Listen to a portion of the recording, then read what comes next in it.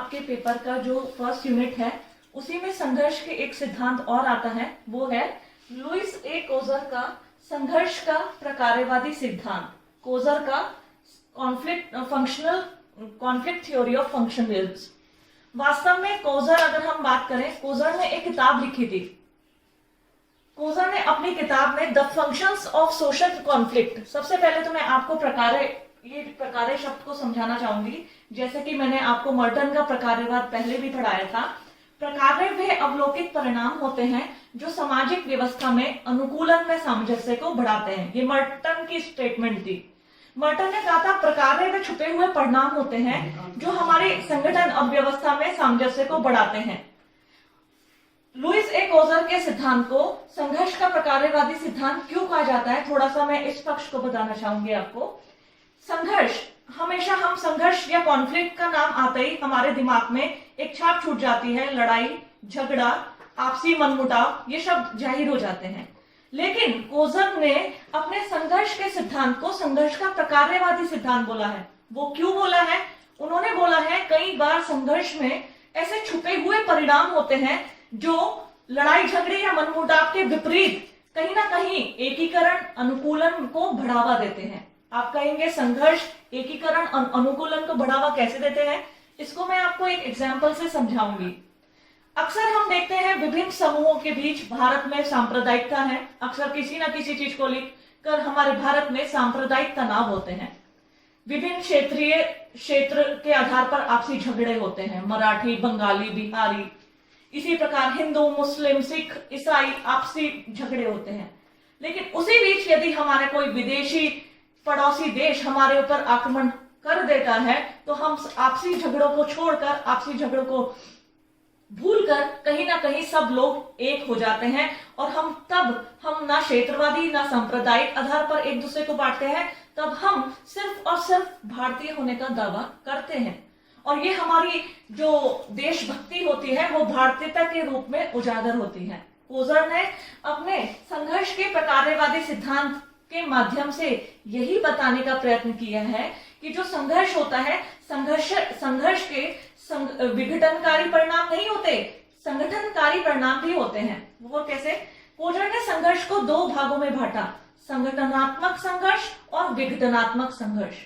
संगठनात्मक संघर्ष, जैसे कोजर ने भी बताया है, अक्सर जो विभिन्न संगठनों के बीच एक दूसरे को जोड़ता है उसे कहते हैं संगठनात्मक संघर्ष। फॉर एग्जाम्पल, अगर हम कहते हैं जो संघर्ष लक्ष्य की प्राप्ति को ध्यान में रखकर किया जाता है उसे कहते हैं संगठनात्मक संघर्ष। उदाहरण के तौर पर, यदि कुछ बच्चे आईएएस और पीसीएस का एग्जाम देते हैं तो वो एक दूसरे को नहीं जानते, लक्ष्य उनका निर्धारित है कि परीक्षा को उत्तीर्ण करना, और सभी परीक्षा में उत्तीर्ण नहीं हो पाते, कुछ ही बच्चे उत्तीर्ण हो पाते हैं। सबका लक्ष्य एक है। ध्यान रखिएगा, मैं संगठनात्मक संघर्ष की बात कर रही हूँ।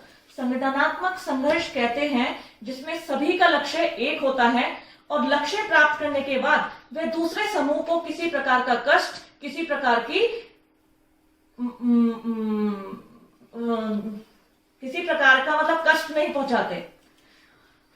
जैसे अगर कोई आईएएस की परीक्षा उत्तीर्ण कर लेता है छात्र, वो आईएएस की परीक्षा उत्तीर्ण कर लिया, अब बाकी जो प्रतिद्वंदी छात्र हैं वो परीक्षा उत्तीर्ण नहीं कर पाते, तो वो दूसरे लड़के के साथ मारपीट, झगड़ा, इस तरह का कोई कार्य नहीं करते। तो इस पक्ष को, जिसमें और एक एग्जांपल और मैं दूंगी, बैलेट बॉक्स की लड़ाई। विभिन्न चुनावी दल जब निर्वाचन के दौरान आपस में बैलेट बॉक्स की लड़ाई, बच्चों कहते हैं कि जब हम चुनाव में जीतना चाहते हैं और वो चुनाव में जीत का निर्धारण हमारे कौन करता है? हमारा बैलेट बॉक्स करता है।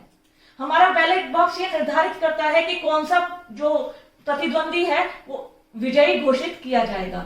ऐसे में जो भी बैलेट बॉक्स की लड़ाई होती है वो भी संगठनात्मक संघर्ष में आती है। संगठनात्मक संघर्ष मैं फिर से रिपीट कर रही हूं, जिसका उद्देश्य होता है लक्ष्यों को प्राप्त करना, ना कि दूसरे को कष्ट या किसी तरह की चेष्टा पहुंचाना। ये नहीं होता। दूसरी ओर अगर मैंने आपको बताया संगठनात्मक संघर्ष,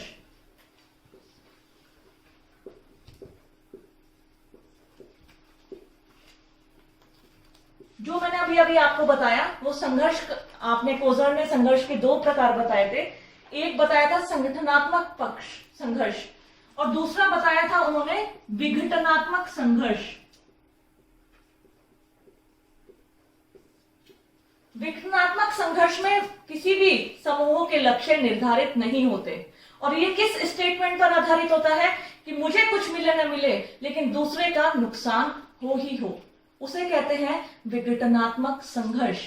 फॉर एग्जाम्पल, अगर हम बात करें किसी जमीन के झगड़े को लेकर कि जमीन मुझे ना मिले या ना मिले लेकिन दूसरे पक्ष को भी ना मिले, आपसी जब जमीन जायदाद को लेकर आपसी भाइयों में मनमुटाव होता है, या फिर किसी अगर हम और इसी बैलेट बॉक्स की लड़ाई को आगे ले जाएं, इलेक्शन में कई बार क्या होता है, बहुत सारे चुनावी दल जिनको चुनाव चिन्ह नहीं मिल पाता तो वो दूसरे प्रतिद्वंदी को हराने के लिए वो बिना किसी सपोर्ट के इलेक्शन में खड़े होते हैं। तो इस प्रकार की जो संघर्ष होता है, कौन सा, विघटनात्मक संघर्ष, कि मैं जीतू ना जीतू पर सामने वाले भी ना जीते, और इसमें कहीं ना कहीं दूसरे को कष्ट पहुंचाना, दूसरे के साथ लड़ाई झगड़ा करना, दूसरे के लिए विभिन्न प्रकार की परेशानियों को उत्पन्न करना इसमें सम्मिलित होता है। तो कोज़र दो प्रकार के संघर्ष की बात करते हैं, संगठनात्मक संघर्ष जो कि संगठन के पक्ष पर जोर देता है, दूसरा है विघटनात्मक संघर्ष जो कहीं ना कहीं आपसी मनमुटाव और झगड़े को बढ़ावा देता है।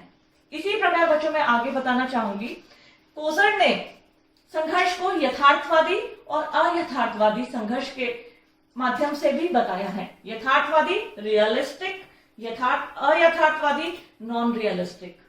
आपने बताया है यथार्थवादी संघर्ष वास्तव में यथार्थ तथ्यों पर आधारित होता है। यथार्थ तथ्य अगर हम बात करें कि जो संघर्ष के ऐसे तत्व होते हैं जिसमें व्यक्ति आपस में एक दूसरे के साथ जो होते हैं संघर्ष करते हैं, लेकिन कहीं ना कहीं उसमें संगठनात्मक संघर्ष की तरह आपसी झगड़ा, आपसी मनमुटाव नहीं होता। और वास्तव में अयथार्थवादी संघर्ष की अगर हम बात करें तो अयथार्थवादी संघर्ष आता है जिसमें कहीं ना कहीं दूसरे पक्ष को नुकसान पहुंचाने की चेष्टा की जाती है, पहुंचा दिया जाता है या उसकी चेष्टा की जाती है। और वास्तव में इनके संघर्ष के सिद्धांत को प्रकार्यवादी सिद्धांत इसलिए ही कहा जाता है। जैसे आप फॉर एग्जाम्पल प्रकार्यवादी सिद्धांत, एक एग्जाम्पल से और समझाऊंगी, दो भाइयों के बीच जमीन जायदाद को लेकर आपसी मनमुटाव है, वो एक दूसरे से बात नहीं करते, लेकिन जब सामने वाले किसी दूसरे समूह से आपसी संघर्ष की बात आ जाती है तो दोनों भाई एक हो जाते हैं। तो ऐसे में संघर्ष में कहीं ना कहीं कोज़र हमारे बताते हैं कि संघर्ष में विघटन के साथ साथ संगठन के बीज मौजूद रहते हैं। संघर्ष जो होता है हमेशा विघटनकारी नहीं होता है। संघर्ष में कहीं ना कहीं एकीकरण, अनुकूलन और सामंजस्य यह भी पाया जाता है। इसलिए कोज़र के सिद्धांत को संघर्ष का प्रकार्यवादी सिद्धांत भी कहा जाता है।